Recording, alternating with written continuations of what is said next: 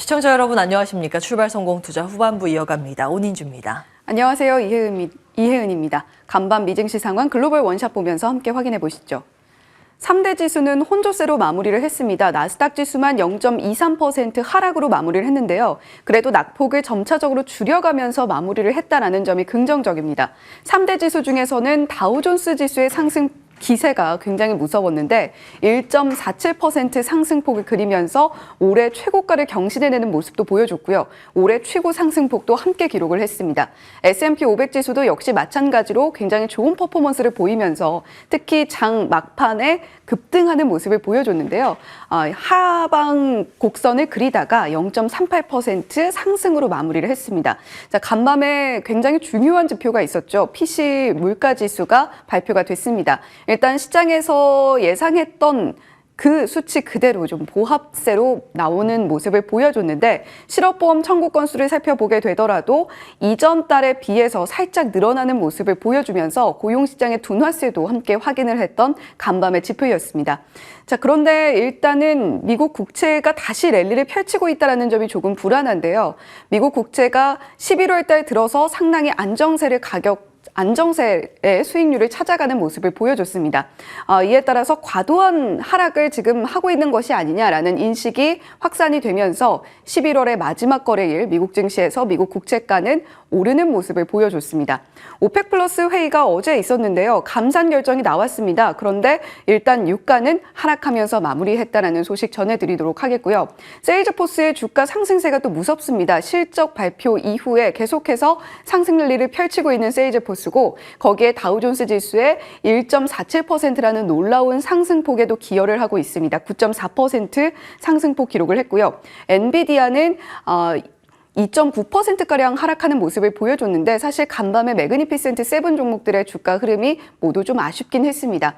테슬라는 사이버 트럭 공개를 했죠. 간밤 나왔던 이벤트 잠시 후에 자세하게 전해드리도록 하겠습니다.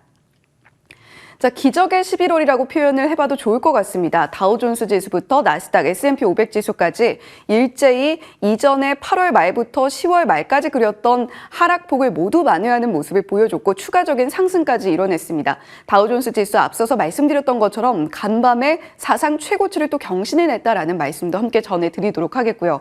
자, S&P 500 11개 업종 중에서 상승한 섹터가 훨씬 많았습니다. 8개 섹터였고요. 헬스케어가 특히 1% 넘는 상승폭 그리면서 가장 큰 상승 섹터로 가름이 됐습니다. 유나이티드 헬스그룹의 주가 상승이 굉장히 무서웠던 것에 영향을 받았고요. IT 업종은 사실 올해 내내 AI를 등에 업고 상당히 좋은 퍼포먼스를 보이고 있습니다만 간밤에는 살짝 하락하는 모습을 보여줬습니다.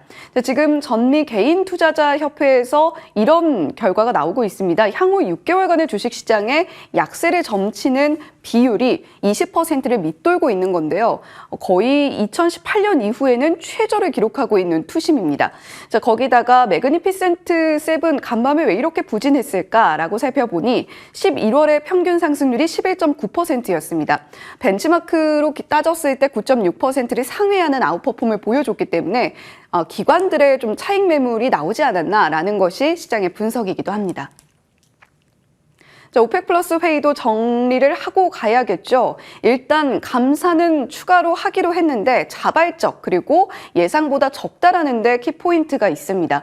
일단 계속해서 아프리카 산유국들의 협조를 이끌어내야만 했던 사우디였는데 특히 사우디 이번 주에 또 있었던 이슈 중에 하나가 엑스포 개최지로 확정이 됐다라는 소식도 있습니다. 이를 위해서는 유가가 88달러 선 위쪽에서 좀 움직여줘야 사우디가 성공적으로 개최를 이끌어 나갈 수 있고 계속해서 자금을 끌어모을 수가 있는 상황인데 지금 유가가 77달러, 78달러 선에서 머물고 있죠. 이에 따라서 추가적인 감산이 굉장히 급한 사우디입니다.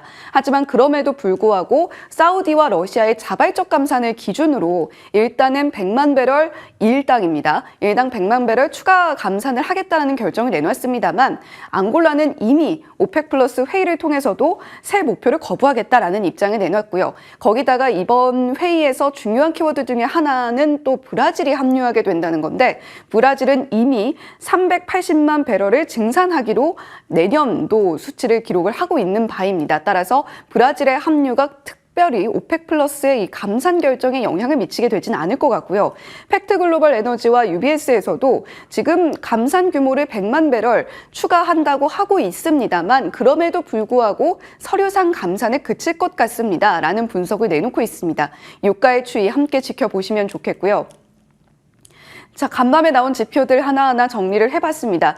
10월 헤드라인 PCE 물가지수, 근원 PCE, 그리고 개인 소득과 지출까지 한번 정리를 해봤는데요. PCE 물가지수 확실히 이전, 전월에 비해서 둔화되는 시그널이 확인이 됐습니다. 예상치에는 대체로 부합을 했고요. 이전치보다 꺾이고 있는 물가가 확실히 확인이 되고 있는 건데 그럼에도 불구하고 연준 인사들은 계속해서 좀 지켜봐야 된다라고 관망하는 자세를 보여주고 있습니다. 자, 그렇다면 개인 소득과 지출은 어떨까요? 윗줄이 소득이고요. 지출이 전월 대비 수치입니다. 소득과 지출이 모두 이전보다 꺾이는 모습을 보여주고 있습니다. 지출도 줄어들고 소득도 줄어들고 있는 이런 상황이 과연 민간 소비 둔화로 이어지진 않을 것인가, 경기 침체로 이어지진 않을 것인가, 이 부분은 계속해서 주시해야 될 포인트가 될 것 같습니다. 자, 테슬라 사이버 트럭이 공개가 됐습니다. 이번에 X.com을 통해서 공개가 됐는데 그 화면을 그대로 캡처를 해봤습니다. 일론 머스크가 최초 계약자들이 차를 타고 나갈 수 있게 문도 열어주고 닫아주고 하는 모습도 모두 생중계가 됐는데요. 첫 생산 차량은 고객 10여 명에게 전달이 됐습니다. 이전 모델의 경우에는 신차의 경우에 30대 정도는 그래도 인도를 했었는데 이번에는 10여 대에 그치는 모습 보여줬고요. 차체나 속도 여러 가지가 있습니다만 가장 중요한 건 가격이었을 것 같습니다. 최상위 트림이라고 할 수 있는 사이버 비스트의 경우에는 10만 달러 정도로 책정이 됐는데요. 우리 돈으로 1억 3천만 원가량이 됩니다. 한 번 충전을 했을 때 원래는 한 500마일 정도 갈 수 있다라는 이야기가 있었거든요. 그런데 일단은 320마일로 발표가 됐습니다. 듀얼 모터 중간 모델이라고 할 수 있는데 8만 달러 선이고요. 후륜 구동 모델은 최하위 트림인데 2025년부터 생산이 된다라고 합니다. 6만 달러 선에서 일단 가격은 책정이 되어 있는데 일단 경쟁 모델은 리비안의 R1T 그리고 포드의 F150입니다.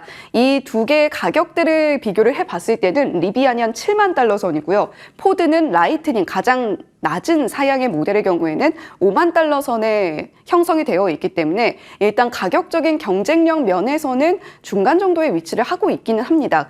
그런데 애덤 조나스, 테슬라 강세론자로 유명한 월가의 애널리스트인데 애덤 조나스 같은 경우는 테슬라가 이번 사이버 트럭을 통해서 주가에는 그렇게 좋은 영향을 미치지 못할 것 같다. 실질적으로 마진을 얻어내는 데는 좀 어려울 것 같다. 따라서 테슬라가 이런 모험적인 신차 출시는 좀 자제해야 되지 않겠나라는 이야기도 함께 내놓고 있으니까요. 오늘 테슬라 관련주들의 주가 흐름도 함께 지켜보시면 좋겠습니다. 네, 이렇게 간밤 미증시 주요 이슈들 정리를 해봤는데요. 테슬라의 사이버 트럭 일단 열어보니 기대와 우려가 공존하는 가운데에서도 일단은 화려하게 데뷔는 한 것 같네요. 예, 주목은 지금 크게 받고 있죠. 저도 아침에 동영상 보다가 왔는데, 근데 주식시장의 관점에서는 보통 이러면 단기적으로는 새로운 뉴스에 팔아라 이렇게 되기도 합니다. 그래서 여러 가지 영향력 측면에서 고민을 해봤습니다. 함께 보시죠. 어제 일단 시장 마감된 부분 정리하겠습니다. 11월의 마지막 거래일이었죠. 최근 몇 년간 11월 마지막 거래일에 평범하게 마감된 적이 거의 없습니다. 어제 말씀드린 것처럼 MSCI 전기 변경 리밸런싱 이슈 때문에 그렇습니다. 변동성이라 하면 위쪽으로 급등하거나 아래나 급락하거나 이제 중간이 없이 급등급락이 나오는 그런 패턴인데요. 특히 정기 변경일은 매해 주기적으로 2월, 5월, 8월, 11월 마다 하는데 11월이 유독 변동성이 큰 이유는 연말 앞두고 북클론징의 시작 효과가 11월 말부터 12월까지 계속 나타나기 때문입니다. 기관의 관점에서는 이것과 윈도우 드레싱, 월말 때 포트폴리오 예쁘게 꾸미기 위해서 팔고 사고를 그 하루 이틀 동안 굉장히 많이 하기 때문에 11월 달에 다른 달보다 더 큰 변동성을 보이곤 했습니다. 2021년 차트고요. 11월 30일 보시면 시초 대비했을 때 막판에 쭉 밀리면서 급락하면서 마무리가 됐죠. 2022년은 시초가 여긴데 막판에 외국인이 순매수를 쭉 하면서 급등 마무리가 됐습니다. 그리고 어제 시장이죠. 말씀드린 것처럼 외국인의 수급 보시면 장중에는 뭐 그렇게 큰 움직임은 없었는데 여기에서 뽕 올라가죠. 예, 동시호가 때 외국인들이 갑자기 이제 선물과 함께 현물을 사는 모습. 여기에서 이렇게 올라갑니다. 이게 이제 동시호가 때 외국인들이 매수 주문을 갑자기 넣어서 그런 건데 늘 그렇습니다. 근데 한 가지 패턴이 눈에 띄실 겁니다. 이 하루 의미 부여하기 어렵다라는 점. 이 날 급락을 했다고 해서 그 다음부터 하락세가 연결된 것도 아니고 이 당일 급등을 했다고 해서 그 다음부터 추세가 위쪽으로 열린 것도 아닙니다. 그러니까 하루짜리라는 점 어제 말씀드린 것처럼 그 점은 염두에 두셔야겠고요. 들어가겠습니다. 의미 부여는 어렵지만 어찌되었든 어제 종가상 플러스 마감이 되면서 11월 유종의 미를 거뒀습니다. 코스닥 지수는 1% 넘는 강세고 아주 모처럼 만에 보는 상승 종목 우위 장세가 연출됐습니다. 반도체, 2차 전지 손잡고 강세 흐름을 보인 게 참 흐뭇한 그런 분위기였고요. 전 업종이 올랐습니다. 요게 뭐 반도체, 기계 장비, 증권, 건설 순으로 오르긴 했는데 없는 나머지 섹터까지 다 같이 오르는 모습이었습니다. 외국인들이 사고 판 업종도 정리는 해봤는데요. 유가증권 시장에서 산 거, 판 거, 코스닥 시장에서 산 업종, 판 업종. 반도체 사랑은 뭐 여전하고요. 눈에 띄는 건 이번에 좀 어제 엔터 저가 매수 했다라는 점은 좀 눈에 띕니다. 우선주 이상급등도 한 가지 어제 특징이었습니다. 우선주 총 상장되어 있는 게 117개인데 어제 오른 종목만 91개가 됩니다. 뭐 두 자릿수 급등한 수가 굉장히 많고요. 이런 우선주는 보통 품절주의 성격을 가지고 있다라고 하죠. 펀더멘털로 접근을 하는 게 아니라 수급 요인으로 이제 접근을 하는 측면이 많은데 그렇다 보니까 이 투기 수요가 다른 테마주 돌고 마지막에 한 바퀴 돌고 들어가는 쪽이 우선주다. 이렇게 시장에서 통상적으로 여겨집니다. 상승 종목수 추이가 확 올라간 모습이었고요. 어제 말씀드린 것처럼 왜 이런 현상이 나타나는가? 예, 들어오는 자금이 신규 자금이 없어서 그렇습니다. 고객 예탁금이 계속 이제 정체되어 있는 상황이고 자본은 한정돼 있고 사고 싶은 거는 여기저기 이제 나오고 그러면서 수급이 이렇게 돌아가면서 움직이죠. 테마주 한 바퀴 돌고 마지막에 우선주가 그 대미를 장식했다라는 관점에서 본다면 개인의 수급 중심의 급등 장세는 일단락됐을 가능성도 염두를 해두셔야겠습니다. 신한금융투자에서 그렇게 봤더라고요. 자, 그러면 그 다음부터는 어디가 다시 오르게 될까 이걸 이제 따져보셔야 되는데 개인의 영향력이 줄어들면 외국인이나 기관의 영향력이 커질 거라는 거죠. 그 부분 중점적으로 정리를 해봤습니다. 11월 결산, 코스피, 코스닥 모두 화려하게 10% 넘는 급등세를 썼습니다. 2010년 이후 코스닥 지수의 상승률만 보면 세 번째 상승률을 기록했습니다. 뭐 언제나 그렇듯 시장에는 낙관론과 비관론이 상존해 있습니다. 비관론 쪽은 고금리 장기화로 그 부작용, 경기 침체 나올 것이다. 그러나 11월 한 달간만은 낙관론이 훨씬 더 크게 시장에 자리했죠. 인플레이션 완화 데이터 나오고 있고 금리 압박이 완화되면서 금리 인하도 기대를 해볼까라는 신호로 침체가 없는 성장. 지금 미국 중심으로 했을 때 경기 데이터가 잘 버텨준다. 침체 안 나올 것이다. 이런 논리입니다.